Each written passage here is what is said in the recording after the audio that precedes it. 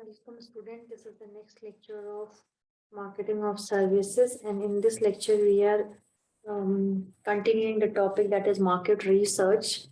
In the first one we discussed about the research, what is market research, then we discussed the purpose of market research कि क्यों उसकी necessity है. Then we discussed the various techniques of marketing research. Now we will be discussing कि कौन कौन से marketing research के तरीके होते हैं, मार्केट रिसर्च मेथड कौन से होते हैं. This you must be writing while you are writing your dissertation and your summer internship report, so you must be knowing all this also. So I'm not going into complete detail, I'm just giving you the superficial review because marketing research itself is a subject, so it will take a long time if I go into deep. So just to know the concept of market research methods, so हमारी जो research design है based on the questioning, if we define that is as qualitative market research and quantitative marketing research. These two terms I think it is very common and you must have heard about it. So qualitative की बात जब हम करते हैं, this is generally used for exploratory purpose and the number of respondents are less because the concept is not yet explored, or you can say the concept is in very nascent stage. No much research has been done on that particular topic, and you are not able to generalize it to the whole population. Okay, so what you have to do is you have to select a few respondents and then you go for the detailed interview or focus group interview or projective techniques. Projective techniques you must have studied in human resource management. So these are the techniques. जब आप एक जैसे मान लो अपने 10 लोग या 12 लोगों का एक ग्रुप लिया and you went to in depth की क्वेश्चंस में से क्वेश्चंस निकालते चले गए कि एक क्वेश्चन पूछा देन उनका क्या आंसर था, देन आपने नेक्स्ट क्वेश्चन पूछा. So this process goes and on. जब आप किसी चीज को एक्सप्लोर कर रहे हैं, वो चीज बहुत ज्यादा एक्सप्लोर नहीं है, न्यू है कॉन्सेप्ट. बात करते हैं क्वांटिटेटिव की. Here you are drawing the conclusion. You have to test a specific hypothesis. जो हाइपोथेसिस आपने सेट की है in the beginning, you will test की जो हाइपोथेसिस आपने सेट की है, नल हाइपोथेसिस और अल्टरनेटिव हाइपोथेसिस में से कौन सी हाइपोथेसिस सेलेक्ट हुई है. Then uses random sampling techniques to infer from the sample to population. आप एक सैंपल के लिए जो रिजल्ट्स निकालते हैं और उसको जनरलाइज कर देते हैं पॉपुलेशन के लिए. The number of respondents will be large here. as we talked about in qualitative, it is less. Here the number of respondents will be more. It includes surveys, questionnaires और different techniques जो आपकी है, effect analysis, regression analysis, covariance analysis, preference scaling. So these type of tools are used in this to draw the influences.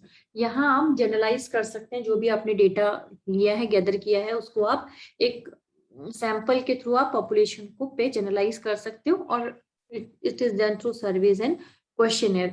Now बात करते हैं based on observations. There are certain research that is done through the observation. सब ethnographic graphic. अब ethnographic क्या है? This is qualitative in nature. यहाँ क्या है, मान लो आपने कोई ट्राइब्स स्टडी करनी है, ठीक है, आपने कोई ट्राइब्स स्टडी करनी है या नेक्सलाइट के बारे में कुछ करना है, या मान लो कोई पर्टिकुलर कल्चर है जिसके बारे में आपने जानना है. So what you will do is you will go into their sitting. जो भी उनकी नेचुरल सेटिंग है आप उसमें चले जाएंगे. आप कुछ टाइम के लिए वहां रहेंगे, जैसे 4 महीने 6 महीने, एंड यू विल अंडरस्टैंड कि उनका बिहेवियर क्या है, कैसे वो बात करते हैं. मान लो आप किसी ट्राइब्स में गए तो how what type of culture they have, उनकी values क्या है, क्या belief है. when you will live among them then you will be able to understand कि वो किस तरह से रहते हैं, क्या उनका culture है, किस फेस्टिवल्स को वो मनाते हैं, या क्या वो फूड प्रेफरेंसेस है, क्या क्लोथिंग स्टाइल है. तो that is done in ethnographic study. मतलब आप खुद उस नेचुरल सेटिंग में चले जाते हैं, खुद as a, you will not reveal that you are an outsider and you are an researcher. You will live as a normal people that you are living in their society.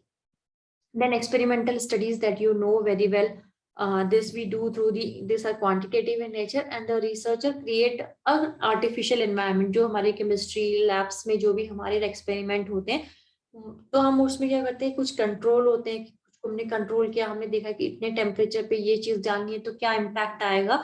So these type of things will be in this. Then है classification of marketing research. अब marketing research का classification क्या है? दो तरह की classification है. पहला है कि एक होती है प्रॉब्लम आइडेंटिफिकेशन और दूसरी होती है प्रॉब्लम सॉल्विंग. तो नेम से ही it is clear Problem identification means we are identifying those problem which are likely to arise in future, जो फ्यूचर में आ सकते हैं. ठीक है, तो research undertaken to help identify problem which are not necessarily apparent to the surface. मतलब जो आपको ऊपर से तो नहीं दिखाई देगी कि ये कोई प्रॉब्लम है, but there might be a possibility कि फ्यूचर में ऐसा प्रॉब्लम आ सकता है, ऐसी प्रॉब्लम आ सकती है. ठीक है, तो मार्केट पोटेंशियल है कि जो आपने कोई प्रोडक्ट खरीदा उसका क्या क्या और क्या क्या ऑप्शंस हो सकते हैं. मार्केट शेयर है, इमेज है, मार्केट करेक्टरिस्टिक्स है, सेल्स एनालिसिस है, फोरकास्टिंग है, ट्रेंड्स रिसर्च है. तो all these things are in this problem identification, जहां आप प्रॉब्लम आइडेंटिफाई करते हैं. Now, coming to the problem solving research, here you are solving the specific problem. जो problem already है उसको आप solve कर रहे हैं. ठीक है, देख सकते हैं सेगमेंटेशन की, प्रोडक्ट की, प्राइसिंग की. ये प्रॉब्लम आपकी ऑलरेडी एग्जिस्ट करनी कि आपको किस तरह का जो कॉम्पिटिटिव प्राइसिंग रखनी है, आपको कहाँ सेगमेंटेशन करना है, किस तरह के सेगमेंट को डील करना है, कैसा प्रोडक्ट डिजाइन करना है, क्या डिस्ट्रीब्यूशन स्ट्रेटेजी होगी, क्या प्रमोशनल स्ट्रेटेजी होगी. तो these are all problem solving. यहाँ पे आप प्रॉब्लम ऑलरेडी है, प्रॉब्लम को सॉल्व कर रहे हैं. प्रॉब्लम आइडेंटिफाई में आप ऐसी प्रॉब्लम के बारे में कर रहे हैं कि ऐसी प्रॉब्लम जो फ्यूचर में हो सकती है उसको आइडेंटिफाई कर रहे हैं. ठीक है, अब इसके एग्जाम्पल देख लेते हैं कि प्रॉब्लम आइडेंटिफिकेशन में क्या हो सकता है, प्रॉब्लम सॉल्विंग में क्या हो सकता है. Problem identification means market potential हमने जानना है, मार्केट शेयर है, सेल्स एनालिसिस है, रिसर्च फोरकास्टिंग है, बिजनेस ट्रेंड्स है. वही जब बात करते हैं प्रॉब्लम सॉल्विंग की, तो प्रॉब्लम सॉल्विंग में हमारा क्या हो गया, सेगमेंटेशन रिसर्च हो गया, प्रोडक्ट है, promotion, distribution, these things will come in problem solving. अब इसको थोड़ा सा डिटेल में देख लेते हैं. जैसे सेगमेंटेशन की हमने बात की, तो सेगमेंटेशन क्या, determine the basis of segmentation, कि क्या बेसिस लें सेगमेंटेशन की हमारा प्रोडक्ट जो है वो बहुत अच्छा, it will be a success. ठीक है, establish market potential and responsiveness for various segment. आपको हर सेगमेंट के लिए एक डिसाइड करना है कि क्या इसका पोटेंशियल रहेगा, क्या आउटकम रहेगा, क्या रिस्पॉन्सिवनेस रहेगी उस पर्टिकुलर सेगमेंट की. Then is selecting the target market, कि आपने कौन सा टारगेट मार्केट, आपने, आपके कस्टमर्स बहुत सारे हो सकते हैं. आप सोच रहे हो कि चलो मैंने जो है बच्चों के लिए बनाना है प्रोडक्ट, लेकिन बच्चे कौन से, उसमें से भी आपको टारगेट स्पेसिफाई करने होंगे. बच्चों की एज को तो आप like new born baby to 18 years तक आप कंसिडर कर सकते हो, मतलब किड्स या चिल्ड्रन को. तो उसमें से आपका स्पेसिफिक टारगेट मार्केट क्या है. Then accordingly create lifestyle profile, कि आपको डेमोग्राफिक क्या चाहिए, उसके लिए मीडिया क्या है, प्रोडक्ट की इमेज क्या रहेगी, करेक्टरिस्टिक्स क्या रहेंगी. ठीक है, all these things will come in the segmentation research. Then product research, सबसे पहले आपको टेस्ट कॉन्सेप्ट, आपने जो भी कॉन्सेप्ट आप ला रहे हो उसको आपने देखना है कि ये प्रोडक्ट जो है, इसका जो कॉन्सेप्ट है, that will be a success or not. Then you have to design a product, design for the product. Then packaging कैसी होगी, प्रोडक्ट को किस तरह से मॉडिफाई किया जाए, ब्रांड की पोजिशनिंग और रीपोजिशनिंग कैसे होगी, टेस्ट मार्केटिंग करके देखना उसको, control store test. So all these things will come in the product research. Then is pricing research. Pricing policies क्या रहेगी, पेनिट्रेशन रखना है कि स्किमिंग रखना है, प्राइस बहुत ज्यादा रखना है, कम रखना है, depending on the competitor. Then importance of price in brand selection. आपको ये भी ध्यान रखना है कि आपके प्रोडक्ट का प्राइस ऐसा हो कि कंपेरेटिव हो. जैसे मान लो आपका प्रोडक्ट है मार्केट में और दूसरा प्रोडक्ट है सेम क्वालिटी का है, अगर उनका प्राइस लेस है तो they definitely they will go for that particular product, they will not choose yours. So you have to be very careful while designing the designing, keeping the price when you are keeping it for a particular product. Product line pricing की बात करते हैं, तो product line, आपके पास एक product में shampoo है तो जरूरी नहीं कि आपके पास एक ही शैम्पू होगा, दूसरा शैम्पू भी हो सकता है, या उसी का लाइफ बॉय है, लाइफ बॉय के हैंड वॉश भी आता है, आपका नॉर्मल सोप भी आता है. तो उस तरह से आपको उसका भी डिसाइड करना है. देन प्राइस इलास्टिसिटी, आपको देखना है कि अगर आप अपने प्रोडक्ट का प्राइस 1 या 2 रुपी स्लाइटली फ्लक्चुएट करते हैं तो क्या आपके इफेक्ट आएगा डिमांड में. That also you have to do, keep in your mind कि आप चाह रहे हैं कि अपने प्रोडक्ट का प्राइस 1 रुपी इंक्रीज कर दें, तो आप देखना कि उसका डिमांड पे क्या इम्पैक्ट आएगा. Then initiating and responding to price changes, आपको कैसे इनिशिएट करना है और प्राइस चेंज होते हैं तो उस केस में किस तरह से जो कस्टमर्स हैं उनको कैसे अपने पास उनकी लॉयल्टी मेंटेन करके रखनी है। देन आता है प्रमोशनल रिसर्च। आपको एक प्रमोशनल बजट रखना है। वैसा नहीं है कि सारी की सारी चीजें आप या सारा का सारा बजट जो है आप अपने प्रमोशनल वाले पोर्शन को एलोकेट कर दो। इट इज नॉट पॉसिबल, ऐसा नहीं हो सकता। आपको ध्यान रखना होगा कि उसका जो एडवर्टीजमेंट में कितना पोर्शन जाएगा और पब्लिश ये प्रमोशन में कितना जाना है, सेल्स के लिए कितना डिस्काउंट के लिए देखना है। तो आपको सारी चीजें वेल मेंटेन करके रखनी है। सेल्स प्रमोशन रिलेशनशिप आपको अपने सेल्स रिप्रेजेंटेटिव के साथ में जो है वो प्रॉपर उनका एक रिलेशनशिप, अगर आपके सेल्स रिप्रेजेंटेटिव के साथ ही रिलेशनशिप अच्छे नहीं होंगे तो definitely your product is not going to be a success. Optimal promotional mix, जैसे आपका प्रोडक्ट मिक्स होता है वैसे ही प्रमोशनल मिक्स के भी बहुत सारे कंपोनेंट होते हैं।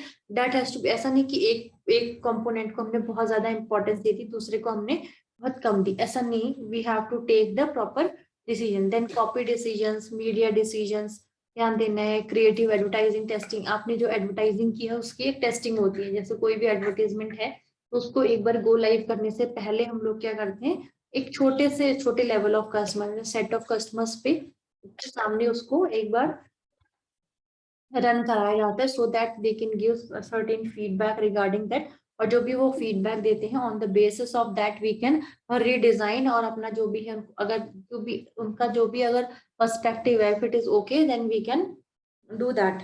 Then evaluation of advertisement effectiveness, then we can also check कि हमारा जो एडवर्टीजमेंट है, या हम ये कर सकते हैं if we are using different platform for using ads. मान लो हमने यूट्यूब लिया, एक फेसबुक के थ्रू ऐड करा, एक टीवी पे ऐड किया, एक न्यूज़पेपर ऐड किया, एक मैगजीन ऐड किया, देन वी कैन सी कि कौन सा वाला जो ऐड ऐसा था जिसकी इफेक्टिवनेस बहुत ज्यादा थी, so that we can evaluate also. This also comes under the promotional research. Another thing that comes under this is distribution research. That also it is very important. जैसे मान लो हमने define करना है कि क्या distribution होगा, whether it will be offline or online or blended mode. हम दोनों रखेंगे, physical store as well as the online mode. ये attitude of the channel members, retailers, wholesalers की का जो attitude है वो कैसा है, that also to be कि अब वो are they interested in their in selling your product. ऐसा नहीं है कि रिटेलर के पास सिर्फ आप ही का साबुन जा रहा है, आप ही का सोप जा रहा है या आप ही का फेस वॉश जा रहा है, but there are certain wholesalers, जब कस्टमर आता है दे विल से आप ये वाला भी ट्राई करके देखिए, this one is also good. So that kind of attitude should be there. अगर वो कहें छोड़ो मुझे क्या लेना देना है, सो दैट आल्सो भी we have to take care of. Then intensity of wholesale and retail coverage, we also should take care कि हमारा जो प्रोडक्ट है whether it is reaching to all the consumers or not। मान लो किसी एक particular location ऐसी है जहाँ पे प्रोडक्ट की बहुत डिमांड है, but you are not able to reach that particular place, तो उसका मतलब वहां कवरेज ही नहीं हो पा रहा है, वहां आपका प्रोडक्ट ही नहीं पहुंच रहा है, तो खरीदने की बात तो दूर की हो गई। ठीक है। चैनल मार्जिन, आपको कितने मार्जिन रखने हैं, ऐसा तो है नहीं कि आप होलसेलर अगर रिटेलर आपका प्रोडक्ट रख रहा है they will ask for certain charge, so that has to be reasonable. Location of retail and wholesale outlet, आपके जो आउटलेट्स हैं, आपने जो भी फिजिकल आउटलेट रखना है या वर्चुअल भी है तो वो बैकडअप होता है सम फिजिकल फैसिलिटी से। तो all those these things has to be kept in your mind कि आपने क्या चीज कैसे रन करानी है। so all these things will come in your market research. So this is all for today's lecture. Thank you.